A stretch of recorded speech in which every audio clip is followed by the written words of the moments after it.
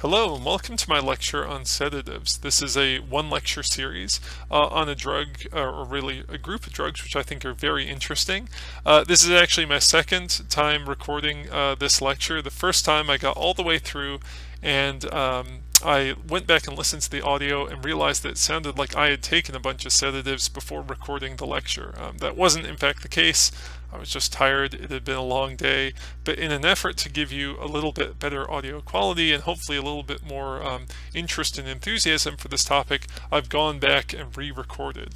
So let's get started.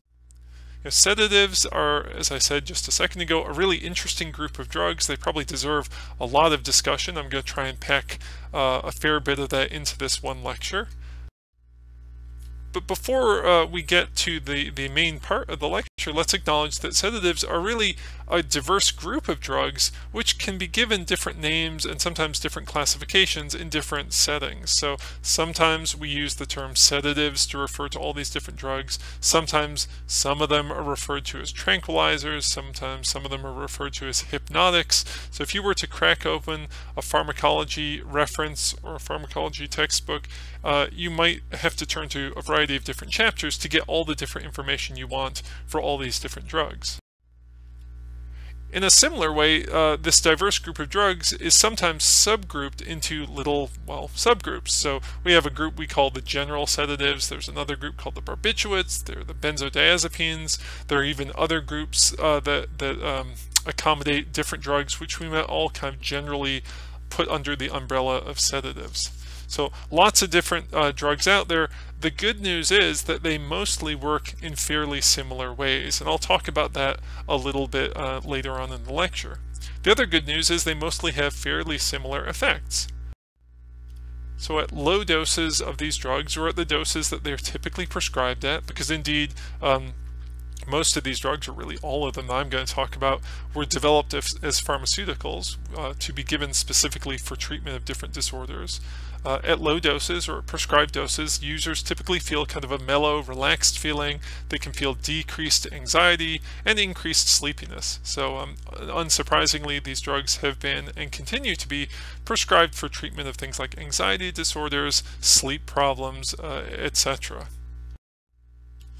At higher doses, or at doses that we sometimes see when we're looking at people who are misusing or abusing these drugs, we find other types of effects like disorientation or feelings of vertigo, loss of coordination, decreased respiration, at least for some of the sedative drugs, which can be fatal in some cases. You can overdose and die on some of these drugs.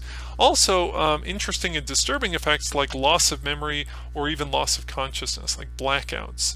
Or even just blackouts and then sort of collapsing into sleep, or even in extreme cases into a coma.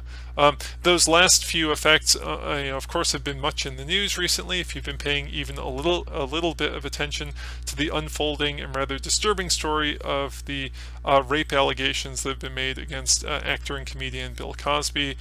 He is alleged to have, and in deposition has admitted to, having given quaaludes, which are one of the groups of sedatives, to women so as to apparently increase their willingness to have sex, or potentially to cause them to be in a blackout so they didn't remember having sex with them.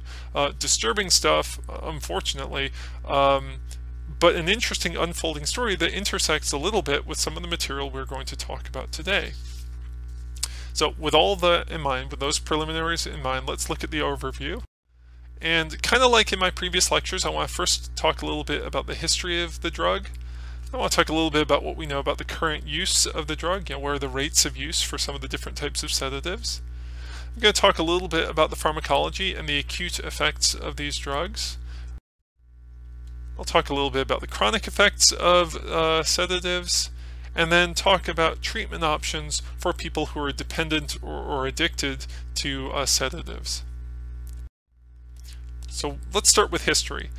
In a way, the history of sedatives is an interesting one because it's both a very long history and a very short history. Its long history in the sense that people have probably always sought ways to relax or calm themselves down since the dawn of time. And these different ways to relax have probably included things like calming recreational activities, quiet contemplation or meditation, prayer, what have you, and of course drugs. You know, people have tried to find peace and relaxation through the use of drugs. Now that said, throughout most of history, alcohol was the most popular drug for relaxing, and it, in some ways, I'm sure still is the most popular drug for relaxing. And throughout most of history, there really weren't a lot of other options.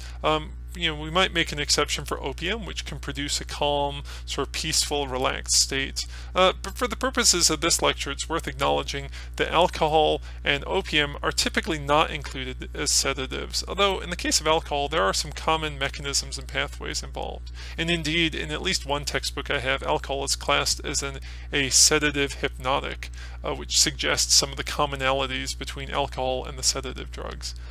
Opium is almost always put off on its own with the other opiate drugs because its effects, while similar to sedatives, are different. There's some additional stuff we'll get to actually in future lectures.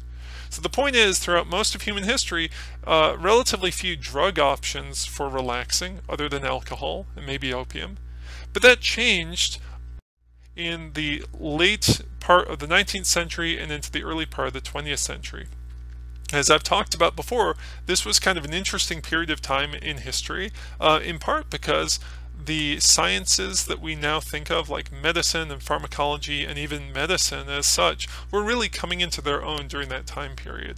And so with those advances in science and the advances in technology that accompanied them, new options were opened up for developing and for using drugs. And that's true for sedatives as well as it is for some of the other drugs that we've talked about. So if we look back to this time, we see German chemist Justus Freyer von Liebig. And I'll say right now, I'm probably going to mangle some of the names in this lecture. My apologies for that. Anyway, back in 1832, he synthesized chloral hydrate by messing around with the ethanol molecule, you know, the molecule in ethyl alcohol. And he created a drug which we now class as a general sedative that's still used today. It's a drug which at low doses gives people kind of a relaxed feeling. At higher doses, it can kind of confuse and disorient, and it can even really can knock a person out, basically. So one of the first true sedative drugs, thank you modern chemistry, or at least modern chemistry in the 1830s. Shortly later in history, we had a German chemist and a German physician, Hermann Emil Louis Fischer and Joseph Baron von Mering, who synthesized barbitol. Barbitol is the first of a class of drugs which we now call the barbiturates, because they're all based on that original barbitol molecule. And so we see the second group of these kind of interesting sedatives being developed by chemical science.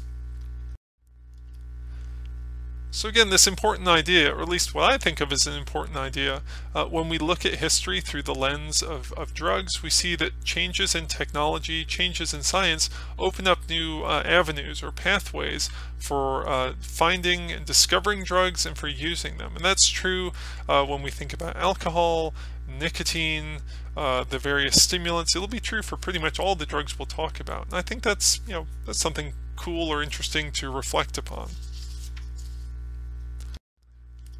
And to be clear, what these chemists and other folks were doing is they were basically tinkering with the chemical structure of different drugs, trying to change their properties. So taking the barbitol molecule and fiddling with it, adding different chemical subgroups to the molecule, taking them off, so as to change the dose effects of the drug, make the drug hopefully more effective, that is, having stronger effects at lower doses, making it safer to use, having fewer adverse effects or side effects at higher doses. If you think back to the beginning of the semester, you'll recall hopefully the lectures on pharmacology and all that stuff about dose effect curves and like effective dose curves and lethal dose curves. That's what chemists and pharmacologists work on, trying to get a drug which is relatively effective across a range of doses, but not particularly lethal or dangerous across those same range of doses, so that most people who take it will get the effect that they want, in this case relaxation, but not not get the effect that they don't want, which is decreased respiration and risk of death. So just to give an example of that, in the case of barbiturates, by about the middle of the 20th century, in the 1950s, literally thousands of different barbiturate drugs had been developed in chemistry labs. That is, thousands of different variations on the basic barbiturate molecule, and at least 50 of these were brought to market under different names by pharmaceutical companies and sold to hospitals and clinics and doctors who could then prescribe them to their patients. But of course, there are always risks with drugs. That's true for all drugs, with maybe the exception of caffeine, which is pretty safe for most people. In the case of the sedatives, particularly the barbiturates, but also the general sedatives, there are risks of overdose.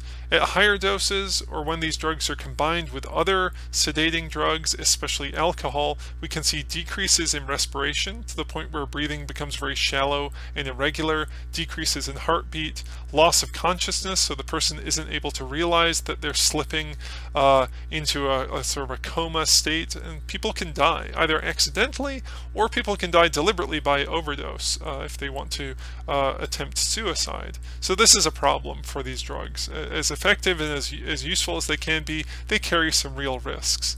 And during the 20th century, a number of very bright chemists and pharmacologists were looking around for ways to find, to develop other sedative drugs which would have the same effects as the general sedatives and the barbiturates, but wouldn't carry as much of this risk for overdose. Two of these people were Indra Kishore Kakar and Syed Hussein Zahir. I should apologize, I really looked on the internet but couldn't find good pictures of these guys or even a lot of personal information about the dates of their lifetime. But these were Indian chemists who were interested in developing actually an anti-malarial drug, a drug which could be used to treat malaria, but stumbled upon a drug which they named methaqualone, or which has been since marketed under the name Quaaludes. Now, Quaaludes have sedating properties like the other sedatives, and they were marketed as a sleep aid, in part because of their effectiveness for making you feel sleepy, but also as a safer alternative to barbiturates. Although, to be clear, Quaaludes are not entirely safe. You can overdose on them, especially if you take a lot of them or take a lot of them with alcohol. They can be dangerous to use. But throughout a lot of the second half of the 20th century, Quaaludes were a very successful drug that was marketed, as I said before, for treatment of sleep problems. So here you can see an old magazine ad advertising the benefits of getting a good night's sleep if your doctor's prescribed you Quaaludes, and you can see if you squint at the small print at the very bottom, it says a non-barbiturate. This is a drug which doesn't have some of the risks associated with barbiturates. It's this new drug.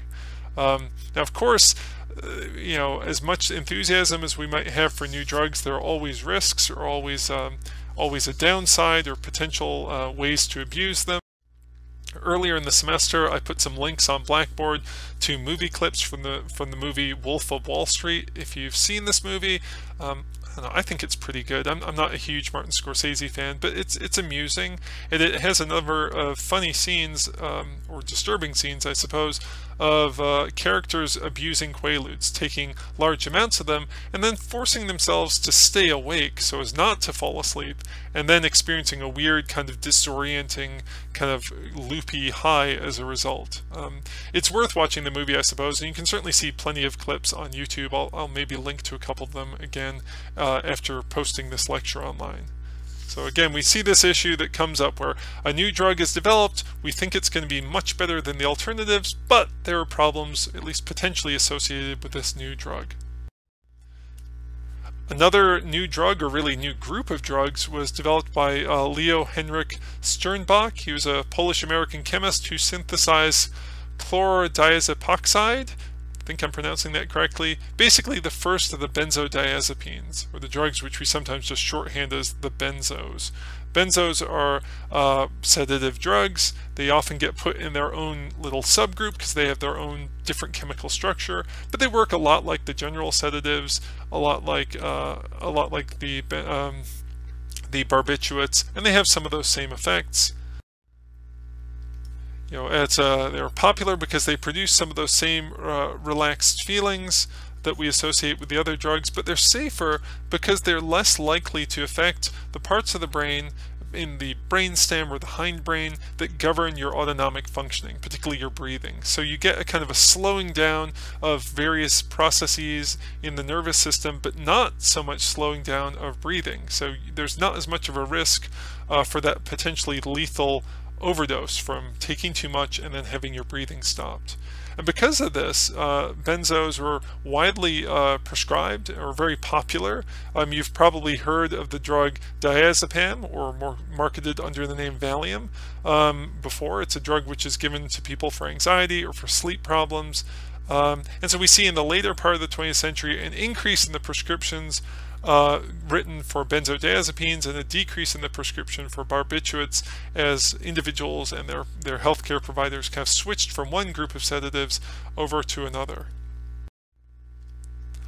Now, I said the benzos were very popular, they certainly were, and they were seen as safer than barbiturates because, of course, there's less risk for overdose and death, but there still is risk for abuse and dependence of these drugs, like we saw with Quaaludes, actually. It's also worth noting that benzodiazepines and sedatives in general have really shown to be a lot less effective than we originally thought for treating anxiety disorders. Some of the enthusiasm for these drugs when they were first developed came from the idea that we could give them to people who have severe anxiety problems and they'd feel more relaxed. And certainly this is the case. For the most part, when you give people these drugs, they feel calm. Although in some cases we observe weird paradoxical reactions where sedatives make people feel more anxious. Generally speaking, most patients feel more calm. And if you have an anxiety problem like generalized anxiety disorder, social phobia, post-traumatic stress disorder, or the like, that calming effect can be really relieving. The problem, at least in terms of treatment, is that these drugs don't take away, they take away the symptoms, but they don't necessarily cure the problem.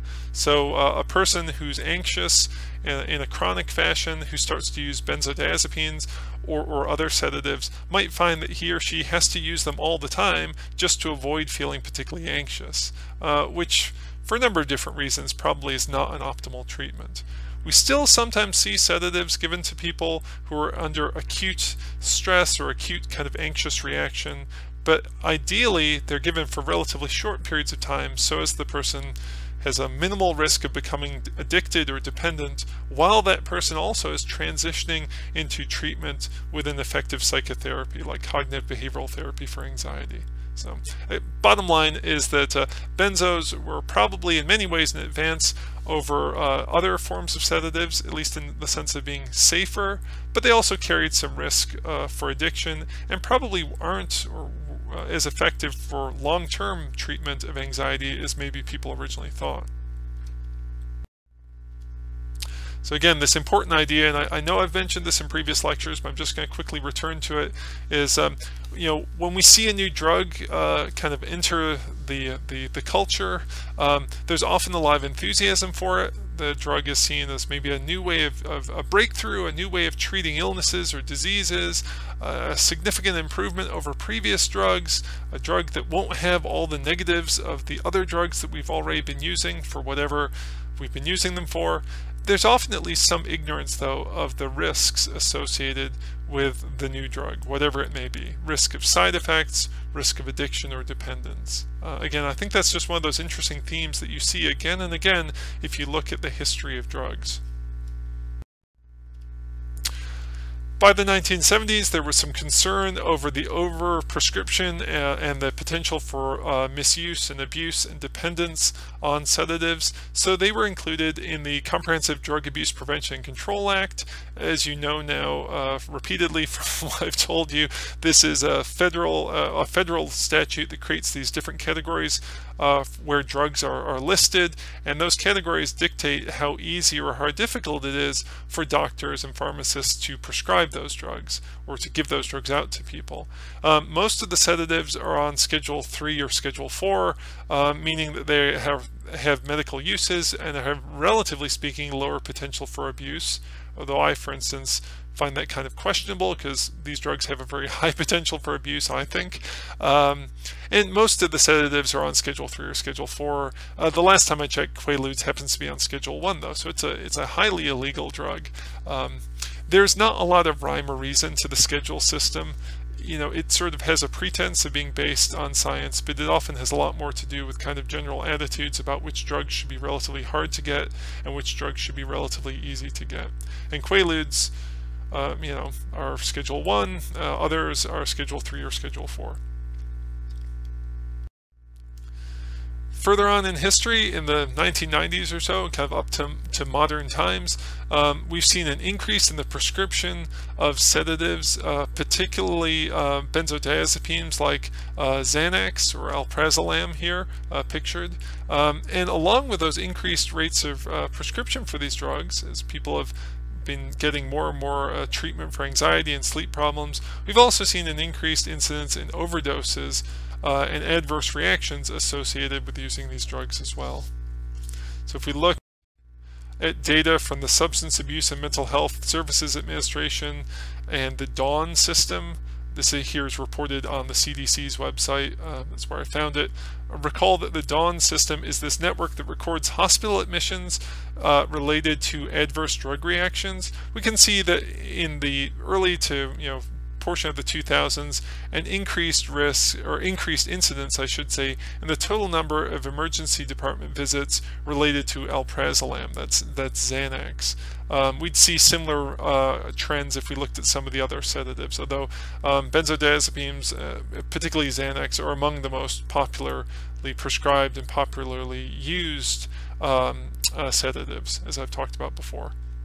Now, not all of these emergency department visits involve lethality. Not all of these people died, but what happened is, in these cases, typically it's people who are using Xanax and either taking too much of it accidentally or deliberately, or combining it with other drugs and becoming far too sedated, far too disoriented, and either they or their friends and loved ones are getting them to the emergency room. Also from the same data set, we can see that a good chunk of folks, upwards of 4/5 of all cases, involve people combining Xanax with other drugs, kind of like I just said. Certainly there are people who are just using too much Xanax, apparently, and ending up in the hospital, but a lot of the folks who end up in the hospital are combining Xanax with other drugs, and at least some of that time, the other drugs is alcohol. So the combination of drugs is often dangerous. That's true generally speaking, and that includes combining drugs with alcohol. That's true for the sedatives, even the benzodiazepines. With other sedatives like barbiturates or general sedatives, it can be lethal to combine those with alcohol. So with all that in mind, let's kind of get away from history and get into the present day, or as best we know about the present day, the current use of sedatives. As we usually do, we'll start with the Monitoring the Future data set, and we'll look at the rates of use of barbiturates. This is sedatives, but by sedatives we're focusing on barbiturates in the data set. And you can see this general decline in use among high school students from the 1970s through the 1980s, kind of a rebound in the 1990s, and then kind of a drop and a leveling off in the 2000s. So that's kind of similar to the general trends that we see for drugs across the board, and also kind of mirrors the kind of decline in use of barbiturates because of their safety risks, the recognition of their safety risks, and the availability of alternatives during this time period. If we look at the questions on Monitoring the Future that ask about the perceived risk of using these drugs and the disapproval associated with using these drugs, we find, I guess what you'd say, like a moderate perceived risk and a relatively high level of disapproval for using these drugs, that is to say barbiturates, during this time period.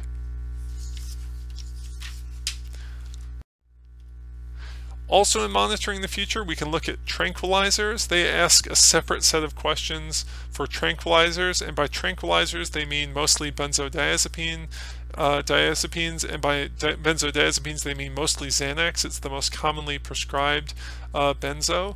And so we see kind of here basically a similar pattern, declining use from the 1970s through the 1980s, and kind of a rebound in the 1990s, and a bit of a leveling off during that later time period. If we look at the National Survey of Drug Use and Health, where we ask just of all people older than the age 12, how many people are using barbiturates, or sedatives, meaning barbiturates but not benzos. The lifetime rate of use is maybe 3%. And if we look at benzos, or tranquilizers, meaning benzos, probably meaning mostly Xanax, the lifetime incidence of use is about 9%, or maybe a little bit more than that. So a little bit higher use of benzos than of barbiturates, and that makes sense given what we talked about already. It's also worth noting here, in both these surveys, Monitoring the Future and National Survey of Drug Use and Health, the questions are asked about using these drugs for reasons other than prescribed. So this is not a percentage of the population who's using benzodiazepines or barbiturates or any other sedatives, based on the prescription they got from a doctor or other healthcare provider. It's people who are admitting on the survey that they're using the drug for purposes other than it was intended. Which raises actually an interesting question or suspicion in my mind that these numbers are probably underestimates, because there probably are people out there who were at some point in their lives given a prescription for Xanax, let's say, and can at least lie to themselves or others that they're still using the Xanax for managing quote unquote their anxiety, but are in reality abusing the drug. So just my suspicion that these numbers are probably kind of underestimates of the true rates of misuse and abuse of these drugs. With that in mind, let's talk a little bit now about the pharmacology of sedatives. This is just going to be basically one slide for this topic. These drugs all of them were designed by pharmacists and chemists to be useful for humans. They're almost all of them designed to be water soluble and easily absorbed into the body. So whether it's Valium or Quaaludes or whatever else, you typically take them in pill form. They are absorbed into the body relatively quickly and distribute relatively quickly, by design. Some of these drugs can be injected into the body. There are certainly examples of folks who've tried to do that recreationally, or examples where under medical supervision people are given intravenous injections of sedatives. Probably the most famous example recently involved the death of the singer Michael Jackson, who had a physician who lived in his house and gave him propofol, which is grouped in with the sedatives. It's a really powerful sedative and anesthetic, so puts you to sleep, because apparently he had sleep problems, and that was given intravenously, but a dose was given that was too high and it actually just killed him. So most of these drugs, again, water soluble, taken orally and absorbed through the stomach or injected. There are examples I'm sure you can find of people crushing up the drugs and snorting them, or even burning them to vaporize the drug and inhaling them too. Beyond that, the pharmacology of these drugs is highly variable because, of course, they're a diverse group of drugs.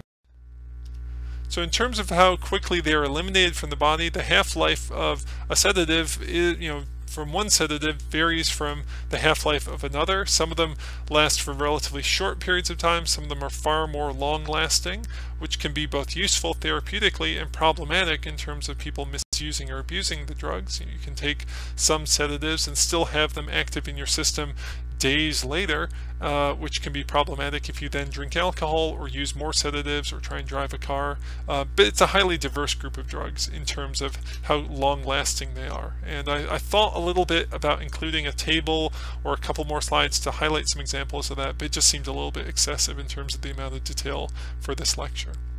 So a brief bit then about pharmacology. Let's move on and talk about the acute effects of sedatives. Well, the acute effects of sedatives I've described already, but just to briefly return to them and to sort of highlight how they work. In the peripheral nervous system, you'll recall that stimulants sort of shift the autonomic balance in the direction of sympathetic activation and parasympathetic deactivation. Sedatives, unsurprisingly, shift that balance in the other way, towards parasympathetic activation and sympathetic deactivation. So we get kind of a rest response, not a fight or flight response. And you can see that in some of the organ systems highlighted here on this chart. In the central nervous system, again, we see kind of the opposite of what we saw with the stimulants. The stimulants kind of revved up activity in a variety of different areas and systems. In the case of the sedatives, we see basically decreased activity in the hindbrain. Again, in the case of some sedatives, this decreased activity can be fatal because it can involve decreased respiration. Decreased activity in the midbrain, sense of calm and kind of motor slowing and motor discoordination. Decreased activity in the forebrain, changes in emotions, impairment in memory, etc., etc. So stimulants across the board are generally turning things up. Sedatives, no surprise, across the board are generally turning things down. Now, how does this happen? This happens largely because of the fact that all of these drugs, as diverse as they are, all act on one, mostly, neurotransmitter system. And that neurotransmitter system is the gamma-aminobutyric acid, or GABA system. GABA is a neurotransmitter which is used in different parts of the brain for different reasons, but mostly acts as a kind of a slowing down or braking mechanism. It's an inhibitory neurotransmitter, meaning that when one neuron releases GABA, and that GABA drifts across the synapse and contacts receptors on another neuron, if those receptors get activated, then that other neuron will decrease its level of activity. It will not be as likely to fire an action potential and communicate to further down the line to other neurons. So if GABA in many ways acts as the brake a lot of the time in a lot of different systems within the brain. And general sedatives and barbiturates basically increase the inhibitory effect of GABA, making a given amount of GABA that is released more effective. They alter the sort of response that receptors make when they are contacted by GABA. The way that neurons communicate involves opening and closing channels in their membranes that allow ions to flow in and out of the cell. And when sedatives are present and GABA receptors are activated, the ion channels typically open in different patterns than when barbiturates or sedatives aren't present. But the basic effect is they slow down or inhibit activity or enhance the slowing down or inhibitory effect that GABA normally has. And this is true for benzodiazepines as well. The only difference here, and interestingly, is that the GABA systems in the hindbrain, those that involve respiration, are not as affected as they are by general sedatives or barbiturates. So that's why benzos and barbiturates and general sedatives kind of work in roughly the same way, except benzos have less of a risk for an overdose death. So those are some of the acute effects of the drug.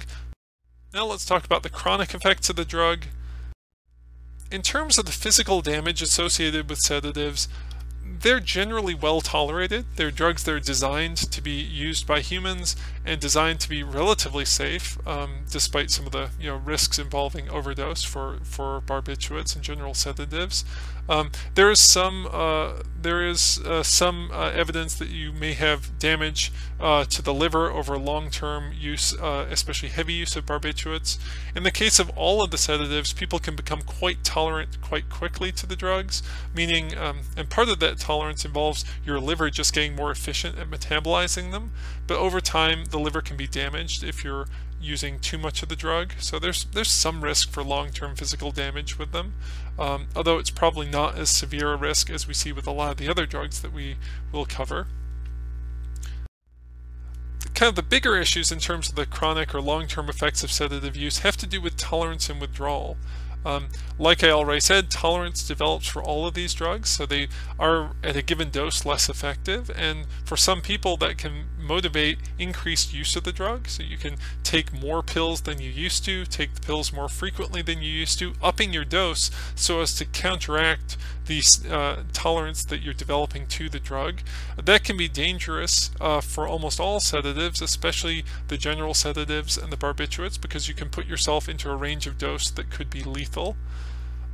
Interestingly, you can also develop cross-tolerance with alcohol, and that makes sense if you think back to the lectures on alcohol. Recall that alcohol disrupts the GABA systems as well, increasing their inhibitory effects. That's a similar mechanism that we see with the sedatives. So if someone is drinking a lot of alcohol, they'll become more tolerant to sedatives. If they're using a lot of sedatives, they'll become more tolerant to alcohol. That could, at least for some people, lead them to increase their drinking, increase their drug use, which can put them into all sorts of danger, both in terms of acute effects like driving while drunk or blacking out or something else horrible happening to them, or in terms of chronic effects like having liver damage associated with abuse of barbiturates or with abuse of alcohol. So tolerance and cross-tolerance can be a problem, again, because it increases the risk for overdose, at least for some drugs. Even benzos, which are relatively safe, to the extent that you're becoming more tolerant to them, if you're upping your dose and then also drinking more or using other sedatives more, you can damage your body that way. We also see withdrawal when use stops. We see withdrawal for most of the drugs that we're talking about in this class, and most of the time withdrawal is kind of the opposite effect that the active effect that you get from the drug. So instead of feeling calm, you feel agitated. Instead of feeling relaxed, you feel anxious. Instead of feeling sleepy, you have trouble sleeping. Your sleep is disrupted. In extreme cases, which are relatively rare, we can even see kind of profound withdrawal effects that look a lot like alcohol withdrawal for heavy drinkers, that is, things like hallucinations or even seizures. These are really unpleasant, as you would, I'm sure, guess, and they can provide some really powerful negative reinforcement for use. You know, we sometimes call this physical dependence because it suggests this idea that you're really, you feel really physically unpleasant when you stop using a drug, and that motivates you to go back and use the drug again. And so it can be hard to quit using sedatives once you've used them for a while, once you've increased your dose perhaps, and once you become frankly dependent on the drug. So with that in mind, what are the treatment options for sedatives? Well, like we saw with stimulants, there are some behavioral options, meaning just general counseling and therapy can be helpful for people, kind of giving them encouragement to cut down their use, to quit their use, and to manage their relapse, because relapse happens for almost all drugs that we're going to talk about in this class. I talked about cognitive behavioral therapy last time for stimulants. It is used a lot for stimulants. It can be used also for sedatives. You know, the format of the therapy is pretty similar. You're basically helping the person to recognize the cues that trigger their craving for a drug and learn to avoid them, helping them to recognize the thoughts that they're having that might encourage drug use, and helping the person to learn to change or reframe those thoughts so that they can think in a different way that's going to be less encouraging of drug use. Helping them even to find other ways of relaxing, you know, planning a life that involves activities or behaviors that achieve some of those same relaxing effects that most people want without having to resort to using drugs, especially not sedatives or alcohol as well.